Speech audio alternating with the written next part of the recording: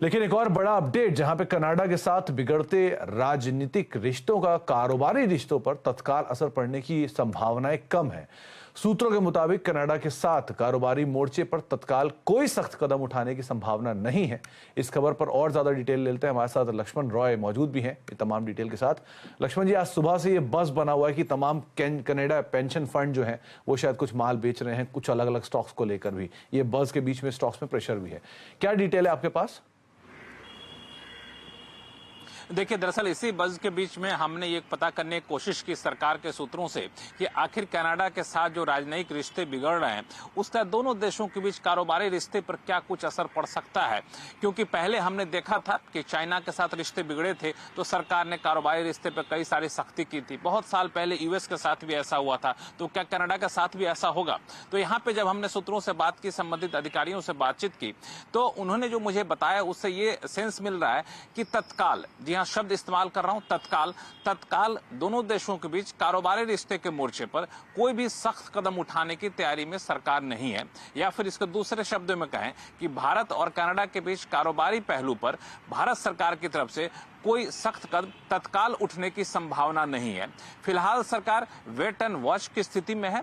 ये देख रही है कि आने वाले दिनों में कनाडा का रुख कैसा रहता है। जैसा कि हमने वीकेंड में देखा, कनाडा के प्रधानमंत्री की तरफ से पहले तो बड़ा सख्त बयान आया, फिर शाम होते होते बयान ये आया कि हम दोनों देशों के बीच रिश्ते बहुत बिगाड़ना नहीं चाहते, एस्केलेट नहीं करना चाहते, हम चाहते हैं सिर्फ भारत सरकार गंभीरता दिखाए। तो एक नरमी तत्काल 12 घंटे के भीतर कनाडा सरकार की तरफ से देखने को मिल गई।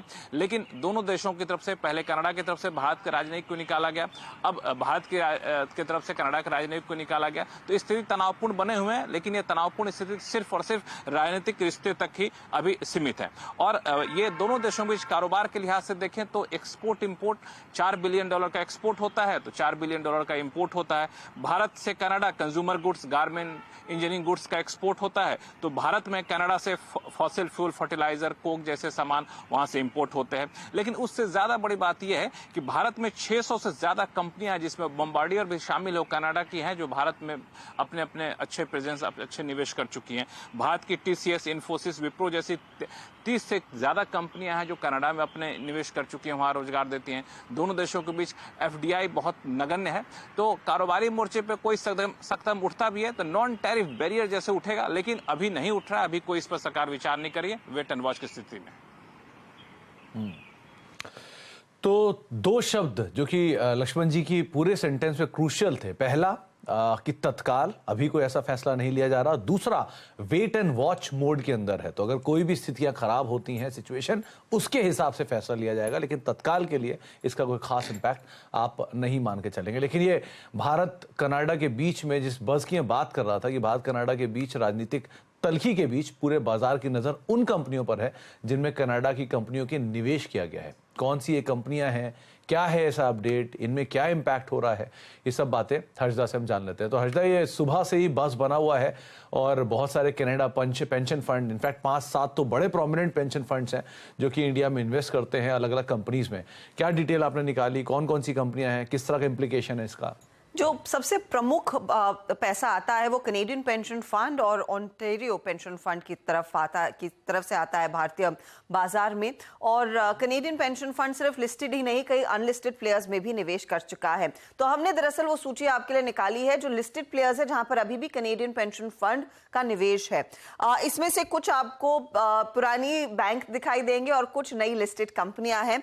डिलीवरी के साथ शुरुआत करते हैं क्योंकि सबसे ज्यादा एक्सपोजर कनेडियन पेंशन फंड का वहीं पर है। इनफैक्ट आईपीओ के दौरान 7% तक की हिस्सेदारी थी जो अब 6% पर है।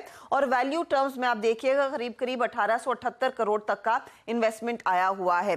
दिग्गज बैंकों की अगर बात करें तो कोटक महिंद्रा बैंक करीब 2.5% तक का हिस्सा कनेडियन पेंशन फंड का इस इकाई में है और ये 9,500 करोड़ के ऊपर का आंकड़ा है।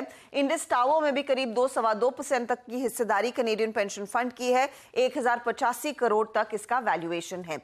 वहीं अगर आप देखें पेटीएम, नाइका और जोमैटो के केस में, और इत्तेफाक से तीनों के केसेस में जब इन कंपनियों के आईपीओ आए थे, एंकर निवेशक कनेडियन पेंशन फंड था, उसने एक एंकर निवेशक की भूमिका निभाई थी। पेटीएम में इस समय 1.76% तक की हिस्सेदारी है, 950 करोड़ से ज्यादा की वैल्यू है उस पर्टिकुलर हिस्से की।